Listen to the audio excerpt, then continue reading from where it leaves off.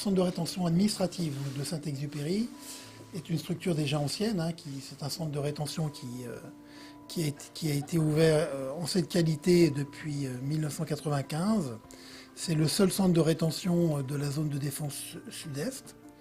Donc c'est une de ses particularités. Une deuxième particularité est que sur les 115 places qui le composent, il comporte trois secteurs, c'est-à-dire un secteur homme qui est le majoritaire, un secteur femme donc de 8 places et un secteur que l'on appelle famille de 12 places, sachant que 12 places c'est 3 chambres puisque c'est 4 places par chambre. Le profil, il est à peu près quasiment paritaire entre d'une part des étrangers qui sont en situation irrégulière sur le territoire national et qui sont là du seul fait de cette irrégularité et au motif qu'ils ne présentent pas de garantie de représentation pour qu'on puisse les assigner à résidence. Et le deuxième type de profil, ce sont donc des étrangers, également en situation irrégulière, mais qui ont également commis des infractions de nature pénale et qui leur ont valu soit des gardes à vue de la part des services qui les ont traités, gendarmerie ou service de sécurité publique, soit un passage en prison et on les récupère au sortir de l'établissement pénitentiaire. On a effectivement un profil, entre guillemets, d'étrangers en situation régulière qui sont également délinquants, qui est beaucoup plus prégnant qu'il y a quelques années. L'issue finale, l'issue souhaitée et souhaitable et majoritaire, c'est un éloignement du territoire national, puisque le centre de rétention, c'est un centre d'éloignement. C'est sa vocation première. L'issue qui est minoritaire, c'est une remise en liberté donc, de ces étrangers au cours de leur rétention ou à la fin de leur rétention, soit par les autorités administratives qui les ont placés, soit par les autorités judiciaires qui statuent sur la prolongation ou non de la rétention, soit en fin de rétention parce que nous ne sommes pas parvenus de manière ultra minoritaire à ne pas pouvoir les identifier.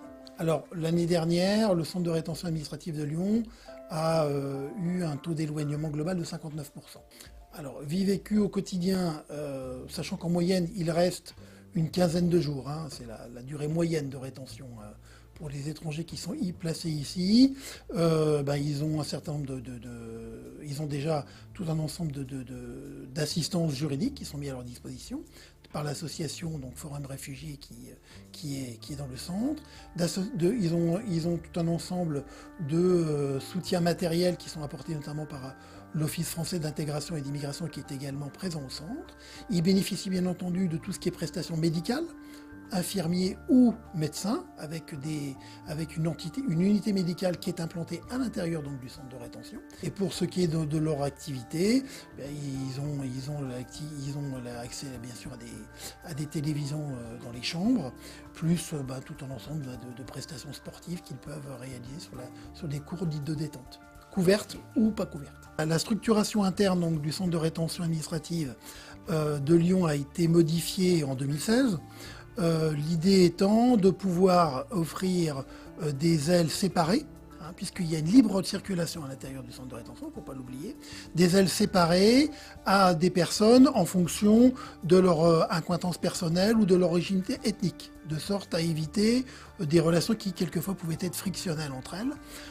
Donc on a une aile qui est plutôt dédiée aux pays d'Europe de l'Est, qui sont assez nombreux au centre de rétention, et puis une autre aile pour le secteur homme, qui est plutôt réservée aux ressortissants des pays du Maghreb ou des pays d'Afrique.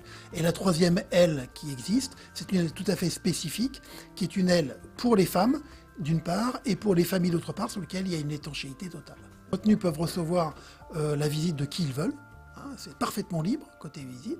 Alors il y a des visites un peu institutionnelles, ça peut être leur autorité consulaire, ça peut être également leur avocat, puisque certains ont des contentions en cours sur lesquelles donc, il y a la présence de l'avocat qui peut venir, mais ça peut être tout un chacun, ils peuvent recevoir des visites de n'importe quelle autre association de défense des étrangers, même si c'est Forum et Réfugiés qui a, je dirais, entre guillemets, le monopole dans le centre, ça n'empêche pas l'étranger de pouvoir recevoir la visite d'une autre association de son choix. Pour ce qui est de la téléphonie, déjà, ils ont librement accès à des cabines téléphoniques qui sont dispersées dans le centre de rétention administrative. Et pour ce qui est de la téléphonie portable, lorsqu'ils ont un téléphone portable, ce qui est souvent le cas, soit effectivement ce téléphone portable a une possibilité de faire des couvertures vidéo ou des photos, et auquel cas ils n'y ont accès que par l'accès à leurs fouilles. Hein. Donc ils peuvent y aller régulièrement, mais ils n'ont pas accès en permanence. Soit ce sont des téléphones qui sont uniquement des téléphones de base, qui servent à téléphoner, et auquel cas on leur laisse parfaitement à disposition pendant toute la durée de leur rétention. On a un texte qui va venir bientôt en discussion, qui suscite pas mal de réactions. Et ça me paraissait important de revoir ces centres que je ne connais pas, que j'ai connus à un moment, parce que je dois vous dire, j'ai été juge administratif. La prise en charge sanitaire, il y a, à mon avis, 2 niveaux de prise en charge sanitaire pour nos patients. C'est tout ce qui relève du champ d'application de la médecine générale, pour laquelle on est tout à fait en mesure de proposer des soins. Et puis tout ce qui en sort, c'est-à-dire tout ce qui est au-delà de ce champ de compétences. Et c'est à ce moment-là qu'il y a un certain nombre de difficultés de prise en charge sanitaire, puisque rien n'est organisé en pratique pour les patients qui sont retenus. Un certain nombre de patients qui ont des pathologies lourdes, voilà, c'est ça. C'est des gens qu'on fait temporiser, pour être clair, qui n'ont pas de soins, qui, tout ce qui dépasse notre compétence, tout ce qui nécessiterait des examens complémentaires, des avis spécialisés, des consultations, etc. Des gens qui ont un cancer, par exemple, qui restent 45 jours en centre de rétention. Comment on fait pour leur faire le chimio? C'est juste pas possible. On est intervenante juridique, donc nous on s'occupe de tout ce qui est de l'exercice des droits des personnes retenues. Quand ils arrivent, nous la majorité du temps on les voit le lendemain de leur arrivée. On voit avec eux leur situation au niveau juridique, on regarde les décisions de la préfecture, on regarde s'ils ont des possibilités de recours qu'éventuellement nous on écrit et qui ensuite sont défendus par les avocats de permanence devant le GLD, devant le TA. Et également, on s'occupe de faire les démarches d'asile avec eux si éventuellement ils souhaitent faire des demandes d'asile. Donc vraiment, nous, c'est la question de l'accès aux droits et de l'exercice des droits des retenus. Pour ce qui est de la nouvelle loi, du projet de loi, Forum Réfugiés se positionne assez inquiet par rapport à ce rallongement de la durée de rétention, exactement ce que vous avez dit en fait, que effectivement, statistiquement, depuis les 32 jours, 45 jours et là 90 jours, c'est pas du tout prouvé que le rallongement de la rétention augmente l'éloignement. Ça n'a jamais été synonyme de plus d'efficacité de l'éloignement. Forum Réfugiés s'interroge beaucoup sur ce pourquoi, parce qu'il y a vraiment des chiffres qui montrent qu'en moyenne, si on n'est pas éloigné dans les 12-15 premiers jours, il y a plus de 85% de chances qu'on ne soit pas éloigné. Et le fait de rallonger à 90 jours ne va pas permettre ça, et ça reste quand même inquiétant. On rejoint le service médical, j'ai envie de dire, sur la durée des 90 jours par rapport aux conditions des retenus ici dans le centre de rétention. Et sur l'accès aux soins et sur la population, ce que disait Hélène, effectivement la grande précarité, cette situation où le centre de rétention, effectivement c'est pas une maison d'arrêt, il n'y a rien à faire.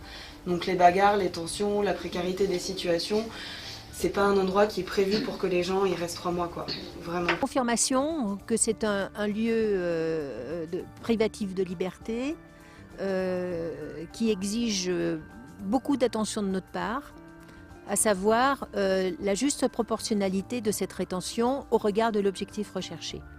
Et je pense qu'il faut mettre en rétention des personnes, bien sûr, que l'on doit reconduire à la frontière, si les conditions sont réunies pour leur permettre effectivement de partir. Je pense que la durée de 45 jours doit vraiment être un maximum, que les conditions de rétention font qu'il faut aller au plus vite dans le passage du centre de rétention et que ce constat fait que les 90 jours, dans l'état dans lesquels sont les centres de rétention et les personnes concernées, me paraît un dispositif qui n'est pas utile. Je vais défendre des amendements qui vont dans un sens autre et surtout dans le sens de l'efficacité.